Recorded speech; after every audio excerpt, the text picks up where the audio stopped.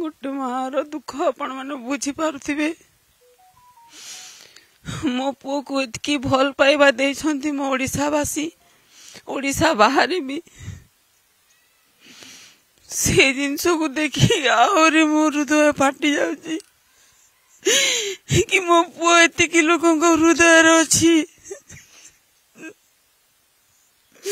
कौन कहबी मोर शक्ति भी नहीं।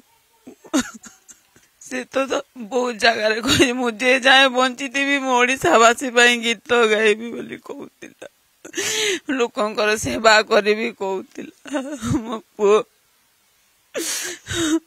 मु तो जहा मोर मन रे आसिला मो पुओर जो अवस्था रे से जाइथिला सेते बेले मु माने को अवस्था रे थाई कि चिल्लेली ओडिशावासी को कि मोर पुओ को एमती करा जाइछि बोली कि किए सुनिले मो डाक, को सरकार सुनिले नी केही सुनी नांती मो डाक।